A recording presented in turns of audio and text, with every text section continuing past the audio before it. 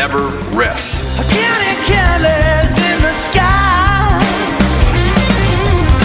What a thrilling time to be alive. What is up, everybody? It is the Georgia Show. I'm Jake Rowe. He's Rusty Mansell. We are from DawgsHQ. And Rusty, you mentioned it before we came on the air, and it's 100% true. It's been a while since we got to do one of these and talk about a commitment. And Georgia adds four-star wide receiver Thomas Blackshear out of Calvary Day School. They ended our state championship run back in about 1999. I'll never forget it. Second round, we were undefeated. It was terrible. But anyway, Thomas Blackshear, man, obviously the first receiver Georgia's added in this class, and the first probably what's going to be about what, 4 at least. Minimum so four. Minimum 4. Yeah. Minimum 4. I think you look at probably, I would say probably 2 high school, 3 high school, minimum 3 high school, maybe 2 portal. But that position is that's the one, man, that you look and say you got to add right now. But I like it, man. I had a chance to call his state championship game. I believe his sophomore. He was at Benedictine High School then, and I had a chance. That's the first time I ever had a chance to see him. I was actually down in Savannah. Man, it's going on almost 2 years ago now. One spring, I went through Savannah area and got a chance to meet him, see him in person. So just a really big pickup there. A lot of people thought, very close to Jake Merklinger, the freshman quarterback at Tennessee from Calvary Day. I remember Jake, when he transferred over to Calvary Day, Jake Merklinger, I went back and looked at my DMs. I remember having the conversation. He had sent me a text. He's like, man, this guy's for real, Rusty. This guy is the real deal. And I kind of knew he was a good player, but Jake, as a quarterback, the quarterback sees him more than anybody. You just saw that home run. I'm with you there, Jake. I did. So we needed that. But, when you look at Jake Merklinger, he's with him every single day. So he knows better to put his name on him. He has a better evaluation of him. And when you watch his tape, the best thing I tell you, it doesn't matter if you're an expert, if you watch tape, you don't. Watch the tape of him and watch Thomas Blackshear at the end of all these routes. He's able to separate. He's able to use his speed, that one last little burst to get open. And I tell you who did that a lot was A.D. Mitchell. You know what I mean? A.D. Mitchell caught a lot of balls like that where he could separate at the end. Great covers in the Alabama game for that touchdown he caught. But right at the end, he was able to separate a little bit against Ohio State in that crossing route. Stetson Bennett hit him in the fourth quarter. What did he do right at the end? He separated. And when you watch Thomas Blackshear, you'll see a lot of that in him. And kudos to Charles Power for 0-3. We don't say this a lot because you and I both don't deal with rankings. But I'll tell you this. He's a 4-star only for 0-3. And I guarantee you right now, when you look at 5-12, you go back into, I'll say September 12th. We'll go back and watch this. I guarantee you he'll be a 4-star on every one of the major recruiting sites when it's all said and done. But kudos to Charles Power, man. He did that months ago. He really, really liked him. He's seen enough.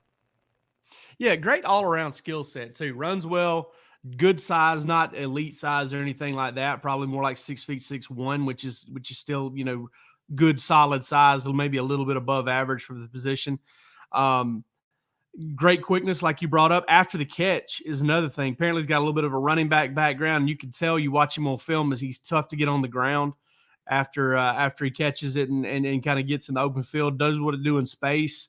And one of the things I like, he tracks the ball, man. That's one of the things that sometimes these young receivers, you go out and you may grab a guy who has, big time tools, whether it's big time size, whether it's big time speed, and you got to kind of rely on your ability to track the ball. It maybe not come natural, maybe doesn't come naturally to them. But Thomas Blackshear is a guy who definitely tracks it. And Rusty, it makes me look at the rest of the receiver group, because this is a strong year in state for receivers. You got Travis Smith, you got C.J. Wiley, who you've spoken really highly about. Georgia, you look out of state, Georgia seems to be in a pretty good spot with Talon Taylor, kid out of Illinois, who kind of honestly is very similar to Thomas Blackshear in that, great all around skill set.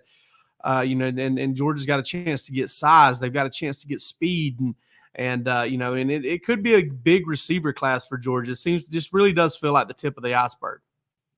Yep. Like I said, I had a chance to see C.J. Wiley practice in person, and you don't beat around the bush. His dad was an All-American at LSU. His mom ran track at LSU. There's a lot of connections to LSU in that family, but I think Georgia right now is, they're definitely in this thing for real with him. And Georgia staff hasn't been by Milton yet. They'll use their visit at some point this week. So Travis Smith as well at Westlake is another name we mentioned a lot. 6'3" kid, and was it T.Y. Hilton up in Indiana?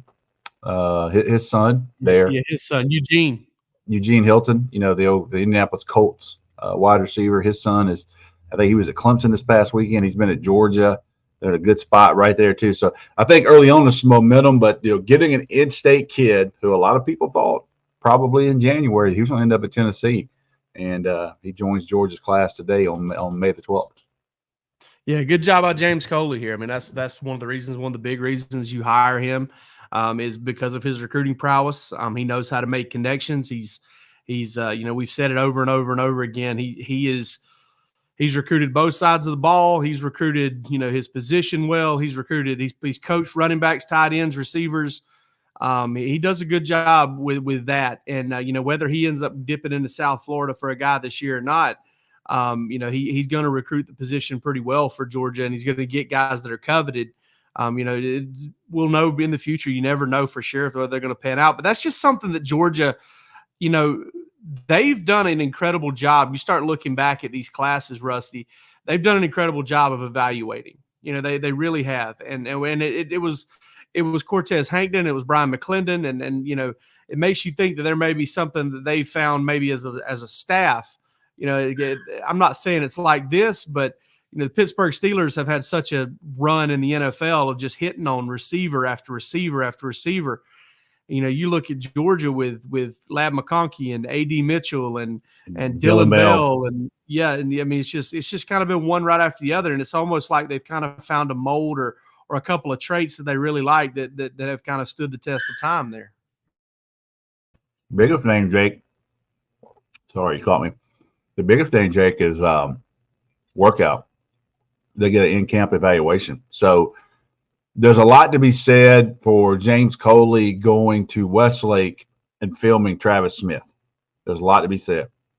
There's also a lot to be said to have Travis Smith on campus and the entire offensive staff works him out, and you get a chance to watch him work with quarterbacks, and everybody gets a chance to watch him and work out, get a chance to see him in person. So there's a lot to be said about these in-camp evaluations. I can't say it enough. I've said it, on the junkyard over and over and over.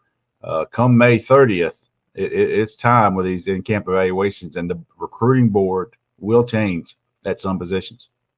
Yeah, and the funny thing is one thing that folks don't really understand is, like, you get them on campus for that workout, they get to coach them up. Like, they get to coach them, and they get to coach them hard. They get to see how they take that coaching. They get to say, all right, now is this the type of kid that we tell him something once and he's got it, or is this kind of kid it's going to take him a little while? And I'm not sitting here saying, like, hey, if you're not super coachable, you don't get recruited by Georgia. I mean, listen, there's some guys out there, some dudes with speed and athleticism that they're like, all right, well, he may not take the coaching quite as quickly as other guys do, but he's got some other stuff that we can't teach, and we'll work on the coaching part. But that's something that's massive. And I've been to these camps before. It's been a long time, Rusty. We don't get to see them anymore. But, I always go back to some of the, ways Tracy Rocker used to coach those guys during camp, some of the things that come out of his mouth. Ooh.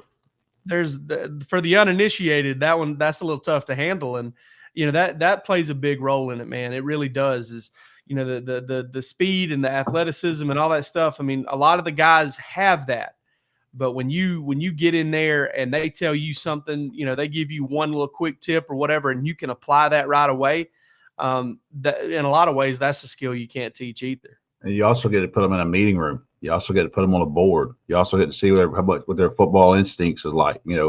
What do you like as a player? So it's all a let's be honest with you, it's all a job interview. I mean, that's what it is. You go work out on the field. You go work out and sit down with coaches and those types of things. So big days coming up. Got a question right here from one of our guys, and I don't want to butcher your name up, but I know you're here a lot. So appreciate always. Rusty, you know what? Why Dwight Phillips didn't run this weekend? Now, I know that he had a hamstring back in early March. I don't know that that's something that maybe carried over. I know he did not. He has not been running. I think it was early March that I heard that. So obviously for him not to be running, I would be willing to bet he's under injury because he's one of the fastest players in America this past weekend. So I hate to see that because, he was a 10-2 guy, 10-3 guy, state champion.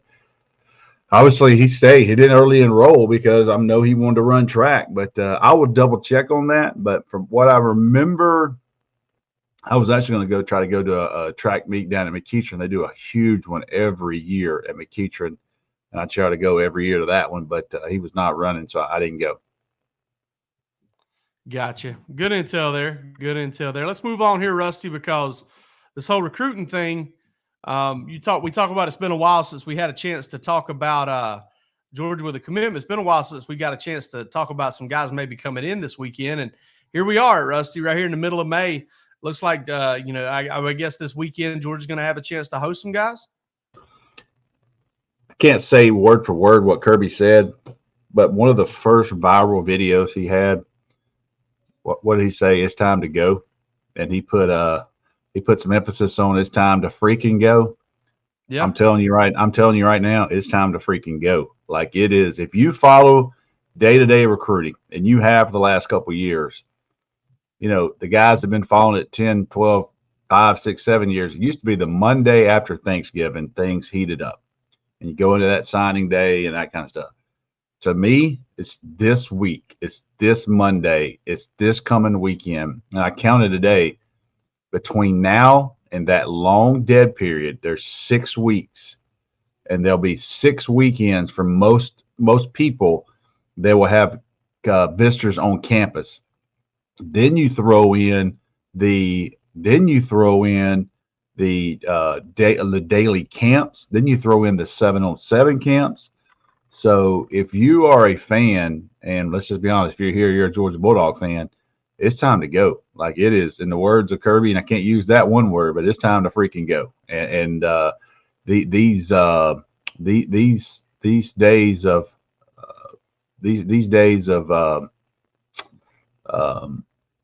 quiet and no these days of quiet and no news, so to speak.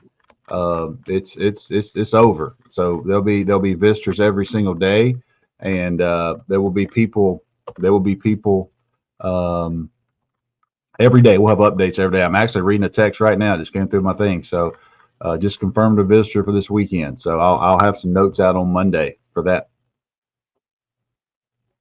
OVs too.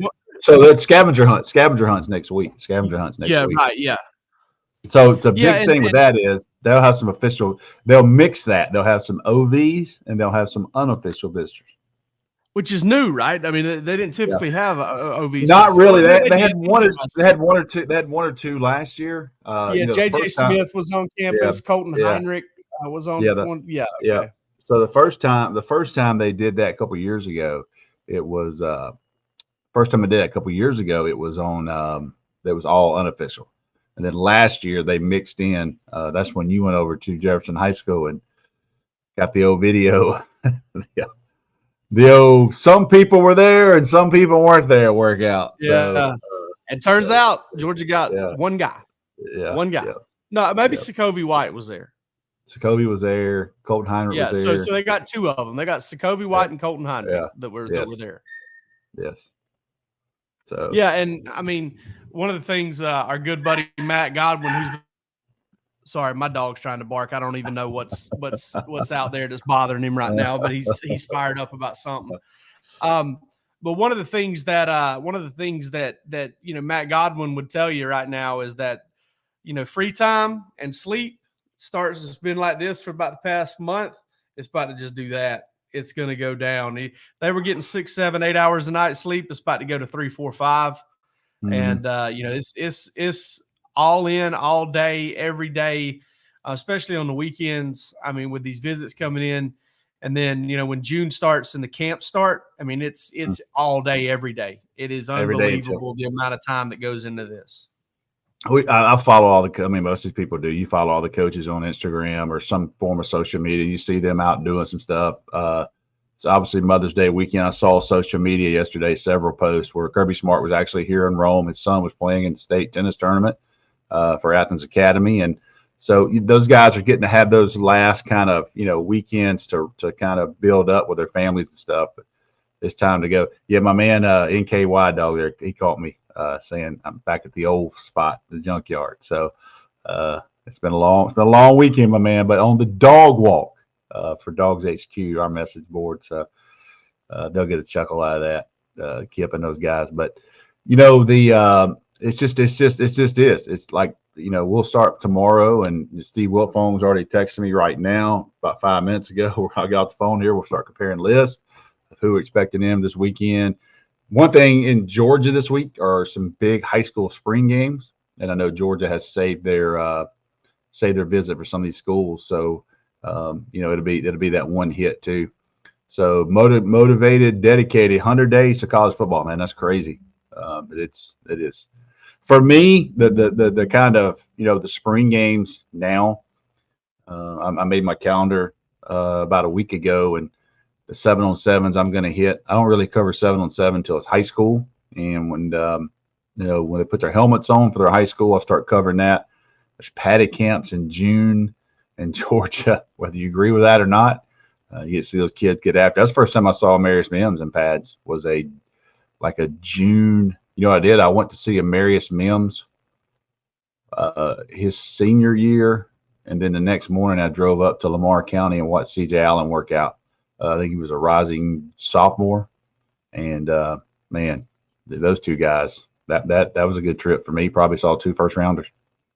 Yeah, and I'm excited to see how it plays out, man. I mean, around this time last year, obviously Dylan Raiola did not end up signing with Georgia, but was right around the time that commitment happened. And then from there on out, not that I think his commitment really, because obviously Georgia didn't really start landing a bunch of receivers or anything like that. But you go into the summer and we really didn't know this time last year what Georgia's O-line room was going to look like or what degree. We had no idea. That was the question. And then you fast forward to you look forward no further than 2 months, and they were all in the fold. Every single one of them. They had signed a really good deep group in a down year for college football recruiting in general for O linemen. We didn't know what the D-line room looked like, and then Georgia gets Joseph Jonah Ajayi, and they get just Jordan Thomas, and you got Nazir Johnson a little bit later on. You got Nnamdi Adboko.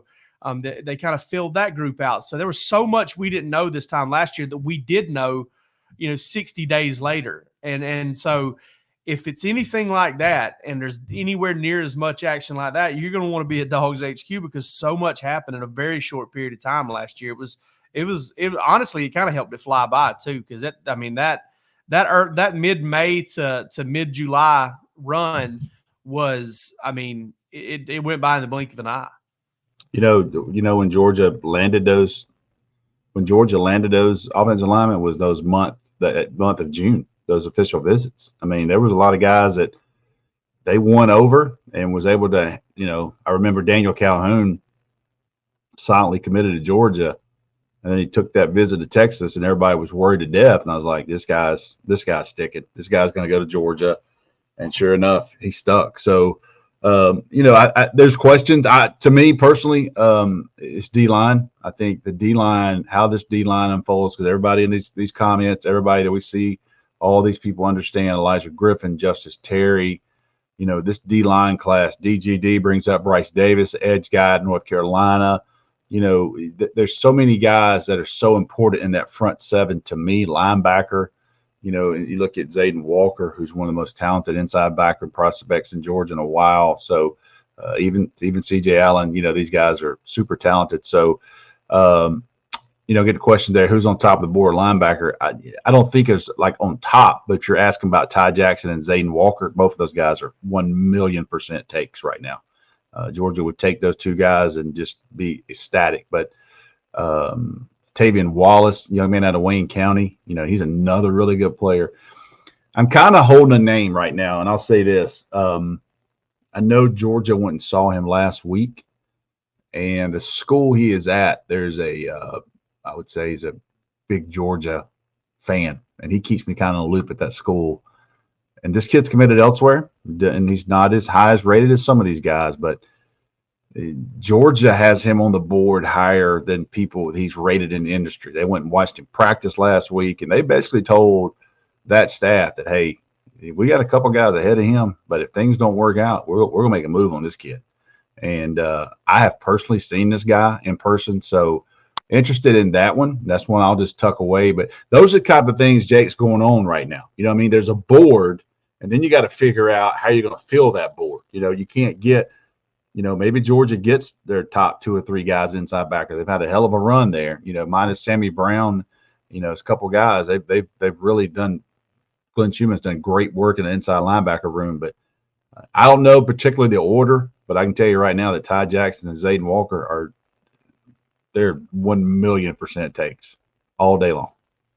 Absolutely. And, mentioned the time getting passed a minute ago, Rusty. Somebody else is trying to help Georgia fans pass the time are the Diamond Dogs. They broke out the brooms again this weekend. Another ranked team, another sweep, this time on the road. Georgia baseball has won 8 straight games. They've won 7 straight SEC games.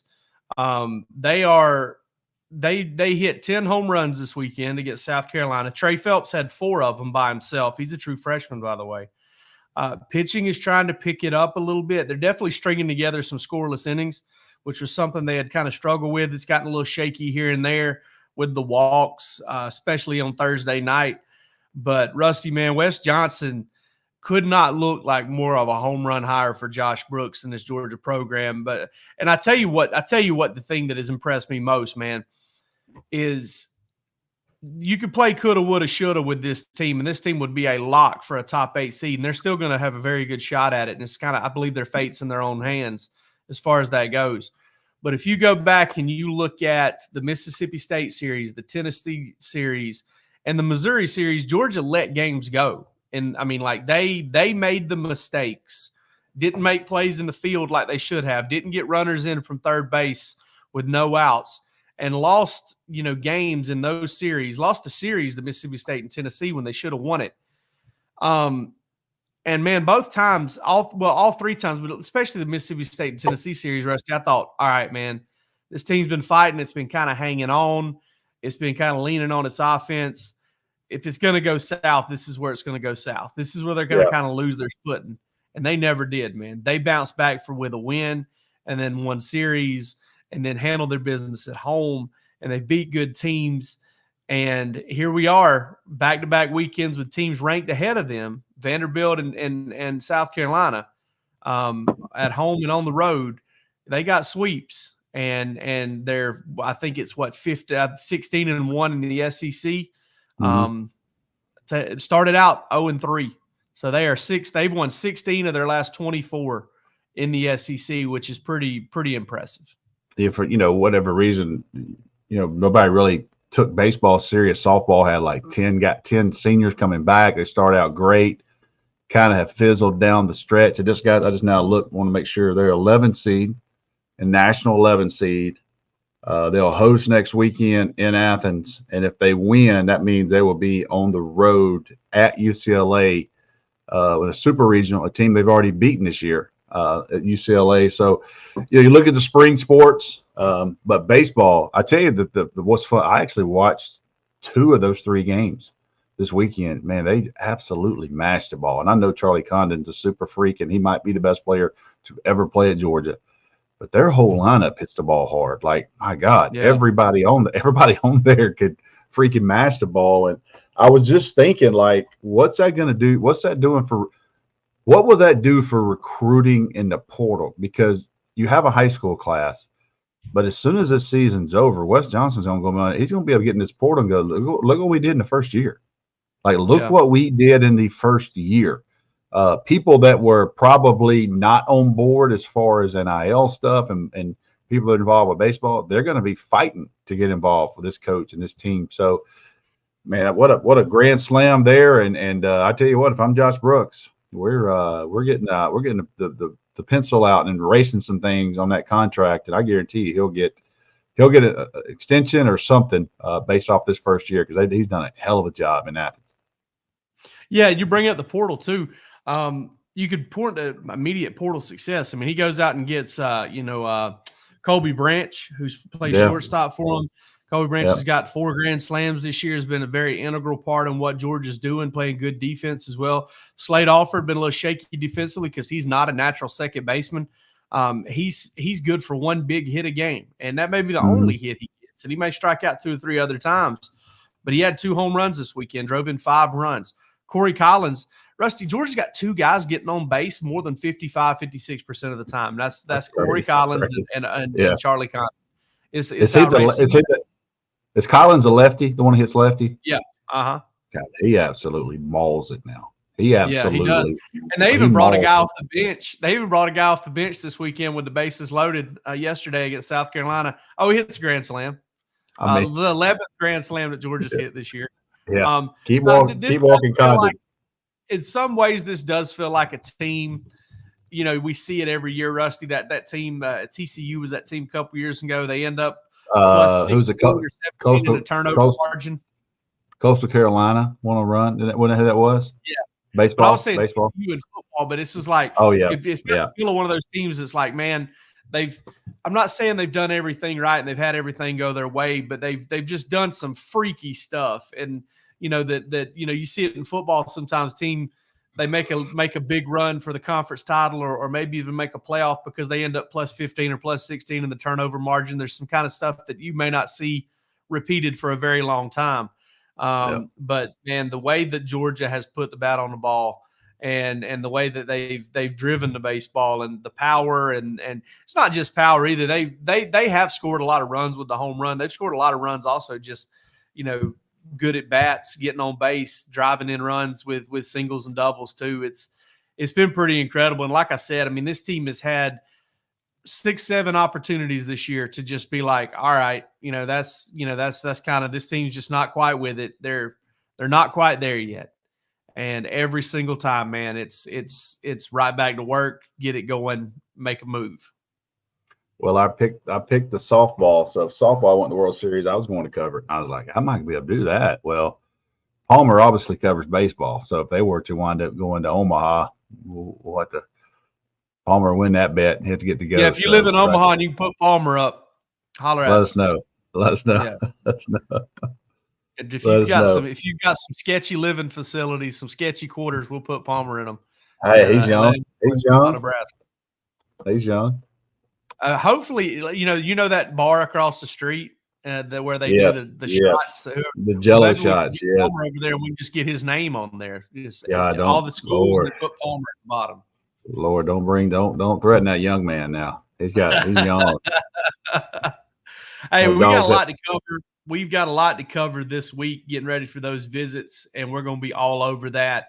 Official visits coming. I mean, Rusty, it's going to pick up, and it's going to be crazy. And obviously, Georgia just added a guy and kind of got it started. I think what was probably going to be, what would you say, Rusty? Let's go ahead and say it now. Next 2 months, let's say that we're looking at it second week of July.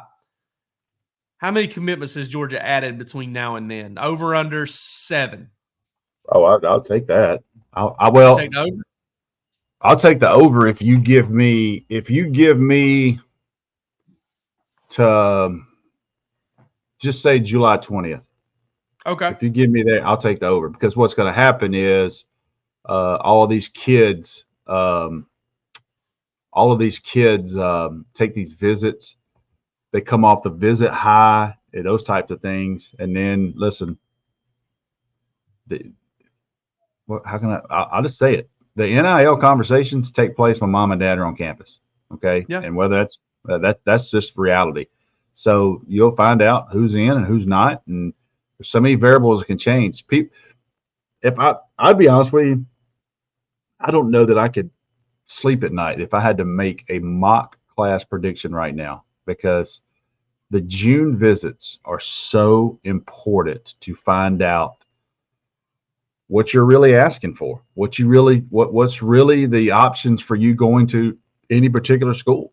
And so, it changes so much. I think that we did a great job last year of painting the picture of, hey, this winds up being a bidding war. This kid's not going to end up at Georgia. And there were several like that. And then there were several that like, I'm going to Georgia because I trust the development and those types of things. Now, Georgia's not pinching pennies in the NIL, but they're certainly not going to overpay at any position. They're certainly not going to win a bidding war. And some of those players, not saying it's wrong, but some players are like, I'm getting all I can get right now, and I'll figure the rest out later. So those types of questions get answered in the next 6 weeks.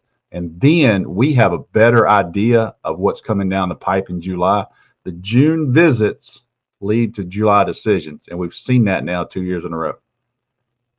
Absolutely. And listen, I'm not trying to. Yeah, I am trying to toot our own horn. I don't think anybody's going to cover it better than we are over at DawgsHQ. We got Bark After Dark coming tomorrow night. We'll announce the guest tomorrow, but we got a guy locked in for that we're excited about, and we'll be back with y'all on Tuesday. So I called my mom today. Wish her happy Mother's Day. My mom lives in Pensacola, and happy Mother's Day. Everybody that's watching this, my mom will watch this at some point. So call my mom and say, hey, Mom, happy Mother's Day. Love you. Checking in on her, seeing what her day is like. She goes, doing well. I just love that Jake Rowe and Jake Roosh on that Bark After Dark. I said, Mom, do you watch your son every now and then? Yeah, I do. But man, I just love that Bark After Dark. They just cut up and have the best time. I was like, all right, Mom, I love you. I got to go. I got a bad connection. So there you go. We started talking Georgia football last week. It was just me and Roos, and we were talking Georgia football. Somebody got in the comments and said, listen, if I wanted to go to listen to Georgia football talk, I'd just go. There's 20 other places on the internet. Y'all get back to what you normally do now. So some people do like our off-topic ramblings and making fun of Palmer and giving him a hard time. What Palmer doesn't know, I don't know if he's watching right now. What Palmer doesn't know, me and Roos been talking about getting Palmer's mom on Bark After Dark. And dude, see if we can get her to tell us the stories. Dude, please, for the love of God. I know y'all tried to backdoor and get my daughter on. I already told her. I said, let me tell you something. Hey, Kaylee's coming on Bark After Dark. Let me tell you something. You go on Bark After Dark, you'll be paying your own car insurance. So make your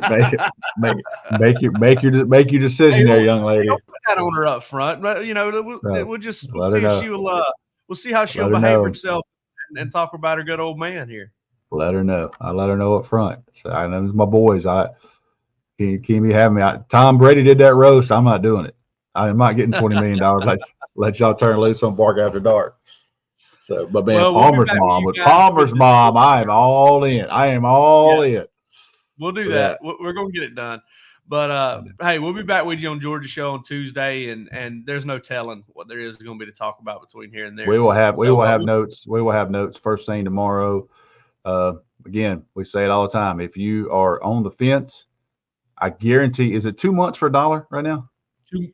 1 month for $1. I think you can get 2 months for $1 with the UGA 1 code through as a YouTube listener. So just sign it up. Just sign up and spend $1. I guarantee you will not be disappointed in the next 6 weeks with the coverage, every day, visitors, those types of things. $1, man. $1, and you don't like it, cancel it. It's a big boy world, and you just give us a shot. And we had a bunch of people sign up last week, I think, off of that code. So thank you for the listeners. But $1 for the next 6 weeks, and we need to get DGD on. Y'all need to get him on Bark After Dark one night. Get my man on there. He's good. He's good. I have not tried the Bowberry. He's asking me. I have not tried the Bowberry sausage biscuit, man. I look at that thing and I don't need that, man. Like, I don't even know what evil of human being decided to put those two things together, but I'm afraid if I touch that, then I'll never go back. So I just can't do it yet. But I heard it is off the chain good, and I don't want to talk about it. I'm already getting hungry. So yeah, I've been able to avoid the Bojangles myself. So hopefully that'll continue. And again, we'll be back on Tuesday to talk about God knows what. But for this episode of the Georgia Show, we're out. Y'all take it easy.